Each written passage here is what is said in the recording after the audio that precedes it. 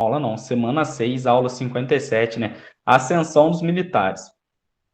O que foi essa ascensão dos militares? Vamos ver primeiro essa imagem aqui, né? Fonte dos Quatro Rios, obra do século XVII. O deus na fonte é Zeus, o principal na mitologia greco-romana, e as construções ao fundo lembram muito as insulae, habitações pobres dos pobres na Roma Antiga, fotografia de 2015.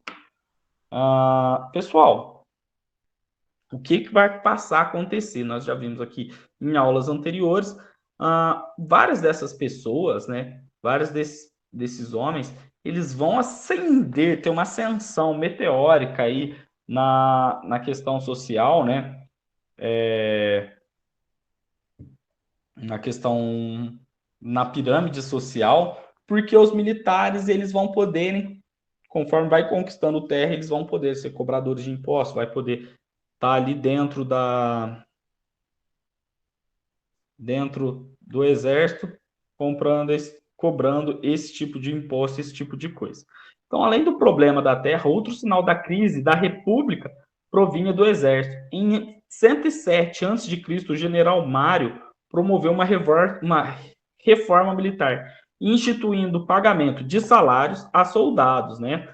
Com isso, muitos homens pobres alistaram-se como soldados permanentes. Além do salário, recebiam dos seus generais parte do saque realizado durante a conquista e lotes de terra ao concluírem seu tempo no exército.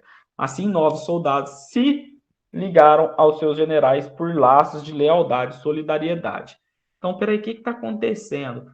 Até então, as pessoas tinham que pagar a sua própria armadura. Não era vantajoso ser do exército. Só que o general Mário, né, ele vai promover essa reforma militar, na qual muitos homens passam a se alistar como soldados permanentes, para ganhar lotes, para receber parte dos saques que eles eram indo, e assim as pessoas começam assim a ter uma carreira militar. Apoiados por suas tropas, os generais ganharam força e passaram a disputar poder político. Então, peraí, aquelas pessoas que não gostavam de ser militar passam a gostar de ser militar, começa a ter determinado prestígio político e social na época. Um dos generais que sobressaiu na época, foi Júlio César, o cara que conquistou a região da Gália ali. Júlio César contra o Senado. Aproveitando sua enorme popularidade em 60 a.C., Júlio César juntou-se aos generais Pompeu e Crasso e formou com eles o Triunvirato. O que foi isso? Foi um acordo entre os três generais pelo qual eles se comprometeriam a ajudar um ao outro para controlar o poder de Roma. Depois de conquistar a Gaia, Júlio César voltou a Roma, venceu as forças de Pompeu e tomou o poder. E seguiu e exigiu que o Senado lhe desse um cargo de ditador e tomou medidas que aumentaram sua popularidade. A principal dessas medidas foi a doação de terra a milhares de ex-soldados e plebeus empobrecidos. Um grupo de senadores acusou César de trair a república e desejar a volta da monarquia. Com base nisso, eles o assassinaram em 44 a.C. Então, ele promove algumas leis militares e vamos colocar entre aspas, alguma revolução, ele organiza algum movimento contra a ordem vigente. Eles o acusam, né, de trair a república e de desejar a volta da monarquia, que era o regime antes, lembrando que monarquia é que poder, um só poder na mão concentrada de uma pessoa, por mais que a monarquia não era hereditária, né, se passasse de pai para filho, ainda era algo indesejado na Roma, né? Eles eram republicanos. Otávio e o Império. Com a morte de César, formou-se o segundo triunvirato, né? Integrados pelos generais Otávio, Marco Antônio e Lepido. A disputa pelo poder opôs tropas de Otávio às de Marco Antônio e Cleópatra, rainha do Egito. A vitória coube a Otávio, que ao retornar a Roma pressionou ao Senado para lhe dar vários títulos, entre deles o de príncipe, que seria um líder do Senado e o mais importante cidadão de Roma. O de Augusto, venerado, né, o de imperador e comandante dos exércitos. Então, em 27 a.C., com isso, teve o início o império. Então, peraí, professor, então, tivemos um período monárquico,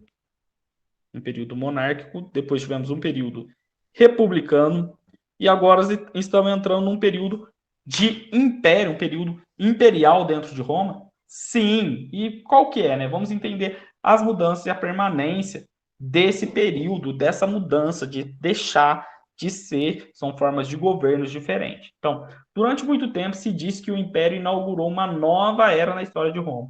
O historiador Fábio Faversani discorda disso. Para ele, a passagem da República para o Império envolveu mudanças e também permanência. Entre as mudanças, podemos citar a grande parte do poder do Senado passou para as mãos do imperador.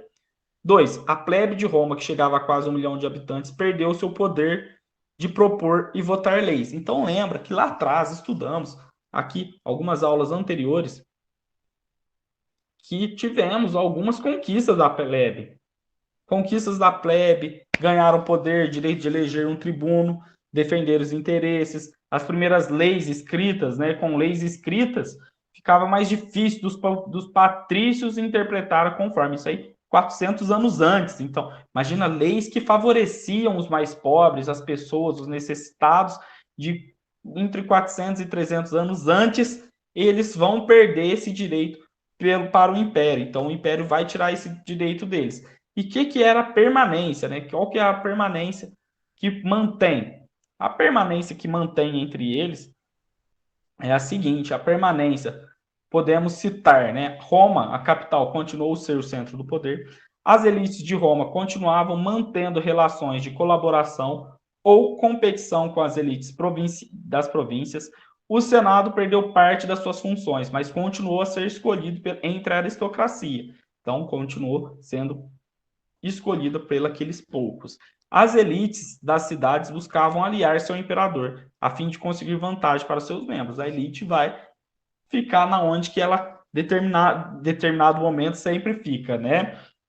Dentro das classes dominantes, ali negociando para se manter, né? Ter uma manutenção da sua ordem.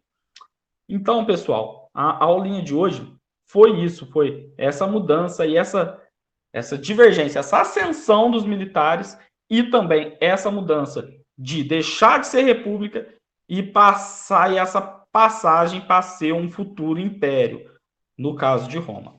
Certinho? Por enquanto é isso e até mais.